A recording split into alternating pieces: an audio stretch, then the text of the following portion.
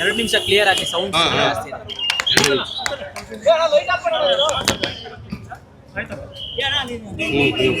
ಓಕೆನಾ? ಗಾಡಿ ಗಾಡಿ ಗಾಡಿ ಇನ್ನೊಂದಿದೆ ರೆಡಿನಾ ಅಂಜನ್ ಸರ್ 4 ದಿನ ಆಗಿದೆ.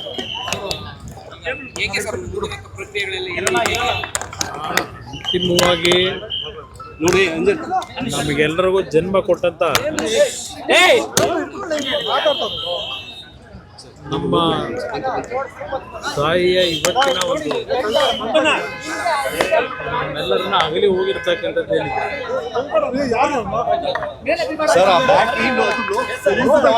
ಮೊದಲಿಂದಲೂ ಅವರ ಒಂದು ಸರಳ ಜೀವನ, ಅತ್ಯಂತ ದೈವ ಭಕ್ತಿಯ ಗುಣಗಳನ್ನು ಏನು ಹೊಂದಿದ್ರು.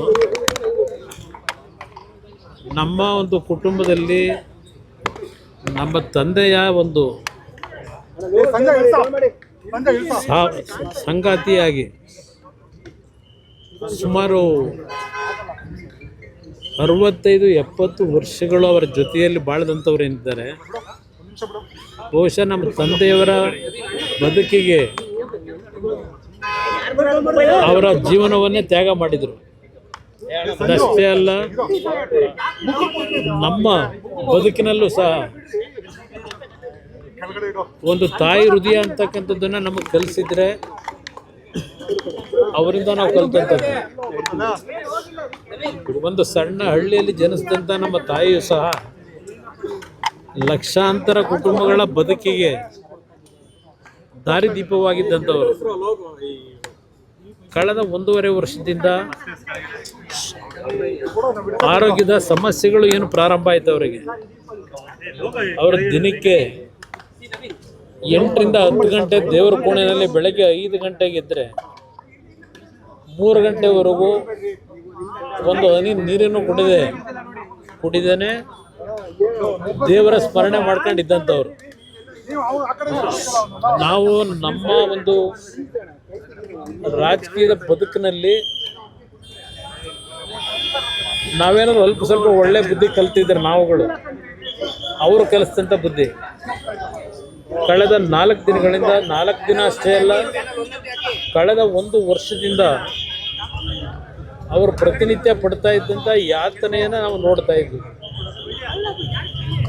ಎಷ್ಟೇ ನಾವು ಬಿಡು ಇಲ್ಲದೆ ಕಾರ್ಯಕ್ರಮಗಳಲ್ಲಿ ಭಾಗವಹಿಸ್ತಾ ಇದ್ರು, ಎಲ್ಲೇ ಇದ್ದರೂ ಅವರ ಸ್ಮರಣೆಯಲ್ಲೇ ನಾವು ಇರ್ತಾ ಇದ್ವು.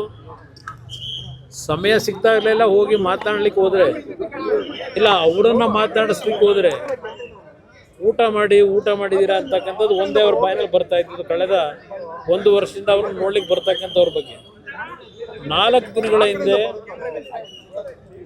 ಸಮಸ್ಯೆಗಳೇನು ಪ್ರಾರಂಭ ಆಯಿತು, ಅದು ಕೋವಿಡ್ನ ಪೀರಿಯಡ್ನಲ್ಲಿ 2 ಬಾರಿ ಅವರಿಗೆ ಕೋವಿಡ್ ಅಟ್ಯಾಕ್ ಆದ ನಂತರ ಅವರ ಆರೋಗ್ಯ ಕ್ಷೀಣಿಸ್ತಕ್ಕಂಥದ್ದಕ್ಕೇನು ಪ್ರಾರಂಭ ಆಯಿತು. ಆ ಲಂಗ್ ಮೇಲೆ ಆದಂಥ ಒಂದು ಸಮಸ್ಯೆಯಿಂದ, ರೆಸ್ಪಿರೇಟರಿ ಸಿಸ್ಟಮ್ನ ಸಮಸ್ಯೆಯಿಂದ ಸ್ವಲ್ಪ ಗಂಭೀರವಾದಂಥ ಪರಿಸ್ಥಿತಿಯಲ್ಲಿ 4 ದಿನಗಳ ಹಿಂದೆ ಬಂದಂಥದ್ದೇನಿದೆ, ನಮ್ಮ ಮಣಿಪಾಲ್ ಹಾಸ್ಪಿಟ್ಲಿಗೆ ಸೇರಿಸಿ ಡಾಕ್ಟ್ರುಗಳು ಉತ್ತಮವಾದ ಪ್ರಯತ್ನ ಪಟ್ಟಿದ್ದಾರೆ. ಆದರೆ ನಮ್ಮ ಪ್ರಯತ್ನ, ವೈದ್ಯರ ಪ್ರಯತ್ನಗಳಿಗಿಂತ ಹೆಚ್ಚಾಗಿ ಭಗವಂತ, ಅದರಲ್ಲೂ ವಿಶೇಷವಾಗಿ ರಾಜರಾಜೇಶ್ವರಿ ತಾಯಿಯ ಒಂದು ಭಕ್ತೆಯವರು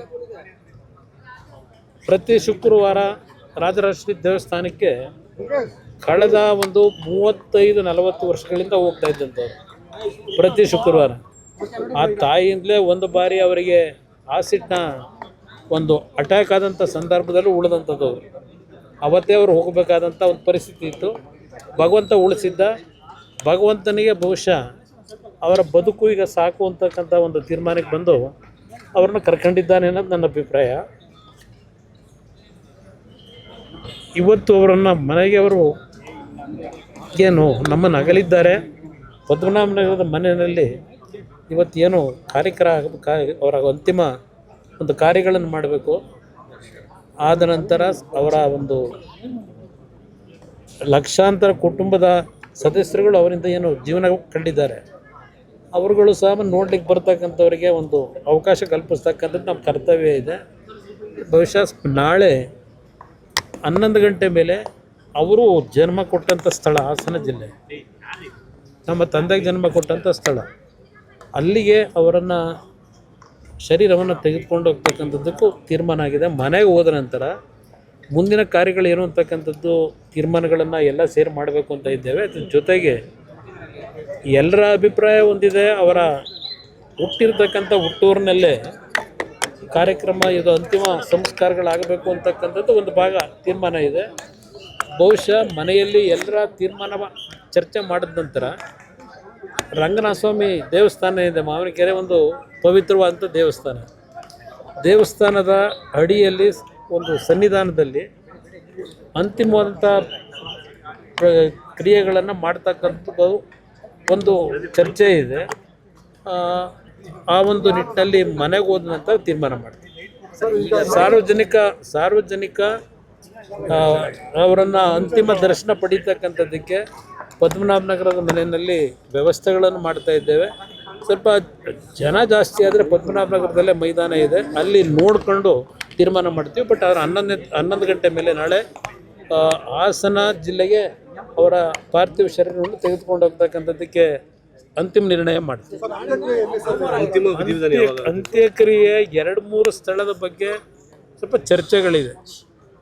ಅಂತಿಮವಾಗಿ ನಾವು 4 ಜನ ನಮಗೇನು ಜನ್ಮ ಕೊಟ್ಟಿದ್ದಾರೆ, ನಮ್ಮ ತಾಯಿ, 2 ತಂಗಿಯರಿದ್ದಾರೆ, ಅವರೆಲ್ಲರ ಜೊತೆ ಕೂತು ಚರ್ಚೆ ಮಾಡಿ ಬಹುಶಃ ನನ್ನ ಒಂದು ವೈಯಕ್ತಿಕವಾದಂಥ ಅಭಿಪ್ರಾಯ, ಅವ್ರನ್ನ ಬೆಳೆಸಿದಂಥದ್ದು ಯಾವೊಂದು ಹರದನಹಳ್ಳಿ ಗ್ರಾಮದಲ್ಲಿ ಹುಟ್ಟಿದ್ರು, ಅಲ್ಲೇ ಅವರ ಅಂತಿಮ ಅಂತ ನಮ್ಮ ತಾಯಿ ಹುಟ್ಟಿದ್ದು ಪಕ್ಕದ ಮುತ್ತಿಗೆರಹಳ್ಳಿ ಅಂತ ಹೇಳಿ, ಅವರು ಪಾಠ ಕಲ್ತಿದ್ದು, ಶಾಲೆಗಳಿಗೆ ಹೋಗಿದ್ದು ಹಳೆಕೋಟೆ ಅಂತಕ್ಕಂಥ ಮಾವಿನಕೆರೆಯ ರಂಗನಾಥ ಸ್ವಾಮಿಯ ದೇವಸ್ಥಾನ ಏನಿದೆ, ಆ ತಪ್ಪಲಿನಲ್ಲಿರ್ತಕ್ಕಂಥ ಸ್ಥಳದಲ್ಲಿ ಆ ರಂಗನಾಥ ಸ್ವಾಮಿಯ ಸನ್ನಿಧಾನದಲ್ಲೇ ಆ ರಂಗನಾಥ ಸ್ವಾಮಿಯ ಅವರು ಏನು ನಂಬಿಕೆ ಇಟ್ಕೊಂಡಿದ್ರು, ನಮ್ಮ ತಂದೆ ನಮ್ಮ ತಾಯಿ ಇಬ್ಬರು, ಆ ದೇವರ ಸನ್ನಿಧಾನದಲ್ಲೇ ಮತ್ತು ನಮ್ಮ ಹುಟ್ಟೂರು ಶಿವನ ದೇವಸ್ಥಾನ ಏನಿದೆ, ಆ ಶಿವನನ್ನು ನಂಬಿ ಬಂದಂಥವ್ರು, ಆ ಒಂದು ಪರಿಸರದಲ್ಲೇ ಆ ಒಂದು ಎಲ್ಲ ರೀತಿಯ ಅಂತ್ಯಕ್ರಿಯೆ ಕಾರ್ಯಗಳಾಗಬೇಕು ಅಂತಕ್ಕಂಥದ್ದು ನಮ್ಮ ಒಂದು ಚರ್ಚೆ ಇದೆ.